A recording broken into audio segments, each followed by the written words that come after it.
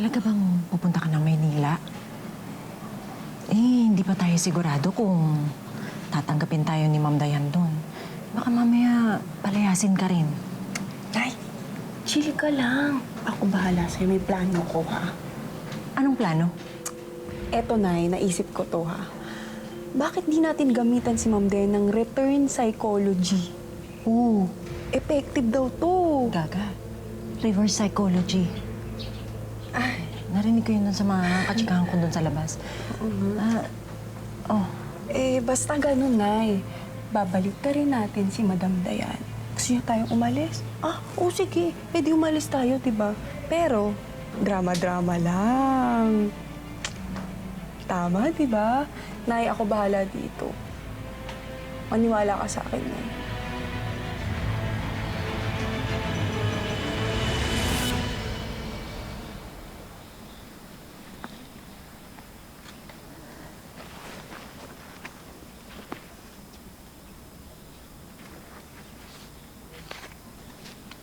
Kaya kung magbago yung isip mo, i-message mo ako o tawagan mo ako.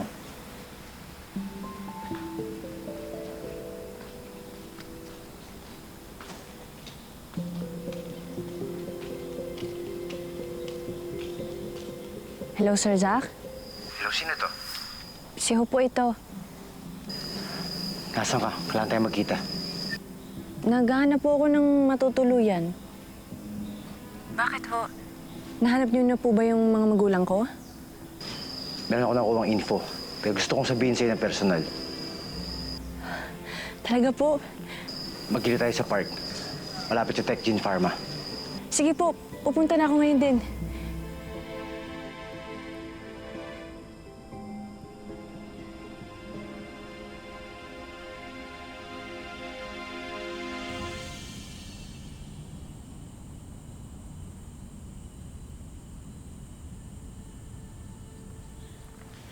Hope?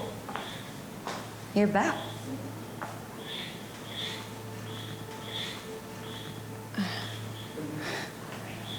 Opo, Ma'am Den.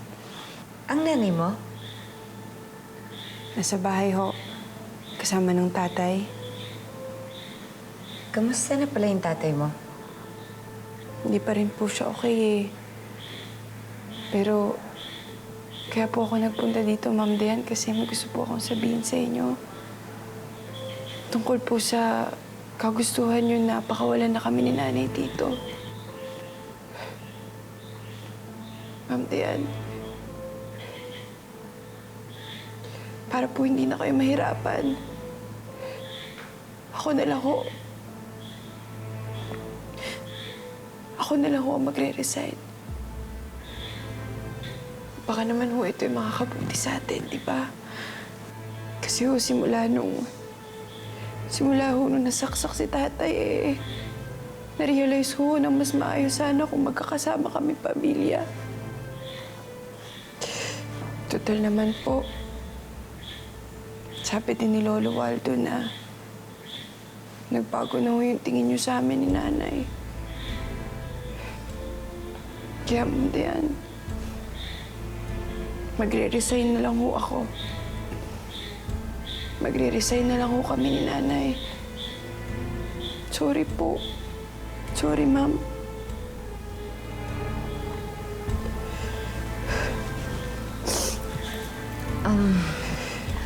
Hope, okay lang. Tahan na, huwag ka nang umiyak. At hindi mo kailangan humingi ng sorry. Naiintindihan kita kung gusto mong makasama ang pamilya mo.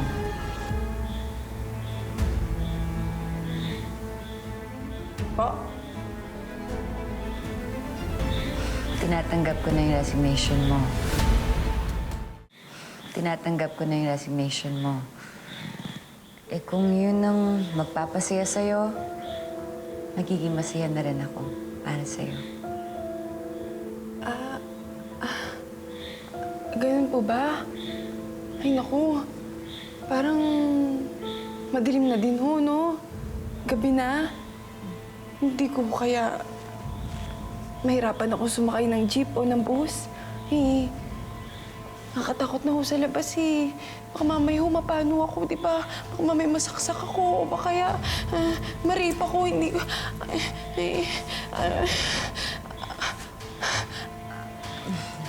Sige na.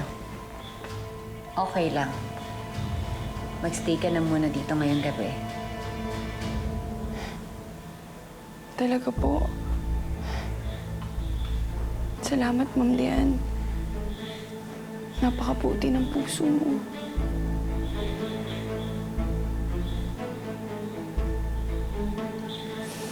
Sige na, magpahinga ka na ha. Salamat po.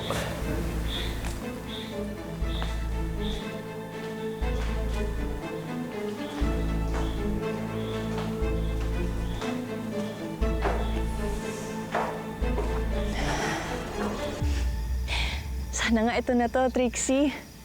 Naku, Bessie. Yan na yun. Excited na ako, Bes. Gusto ko nang makita yung mga magulang ko. Gusto ko nang malaman kung sino talaga ako. I-claim mo na. Sige, bye. Ingat.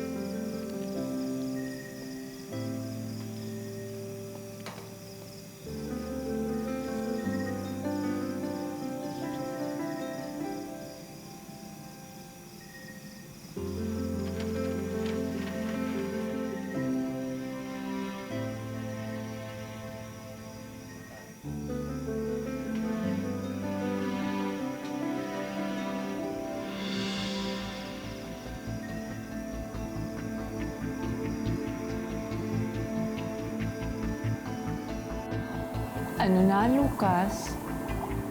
Ano nang balita sa pinahanap ko? Positive naman, TSP.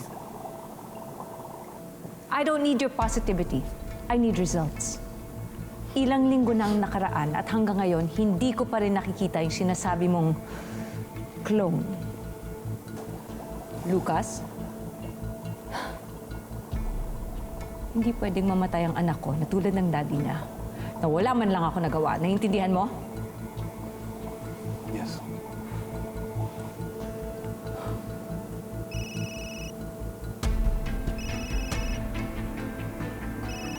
Excuse me.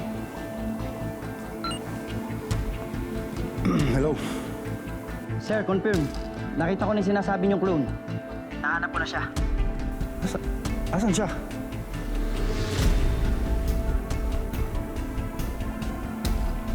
Eh, ikaw, nasan ka?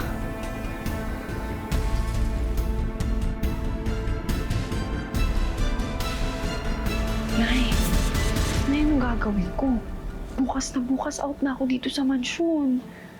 Yan kasi. Pabida-bida ka. Ang problema sa'yo, hindi ka nag-iisip. Nay, ayoko mapalayas dito. Ang ganda na ng buhay ko eh. Ayoko na bumalik sa madumi, sa masikip, sa mga... Oy. Kung makamarumi ka rin kala mo hindi ako naglilinis ng bahay. Sorry, nanay. Pero, naiintindihan mo naman ako, di ba? Bakit pa kasi hindi gumana kay Ma'am Den yung part 2 yung psychology na yun? Hindi ko tuloy alam kung anong gagawin ko. Nay, tulungan mo ako. Please. Alam ko na. Hanapin mo kung nasaan ang mga damit ni Bianca. Tapos, isuot mo. Para kapag nakita ka ni Ma'am Dayan, maalala niya yung anak niya sa'yo. Oh, tignan na lang natin kung paalisin ka pa niya.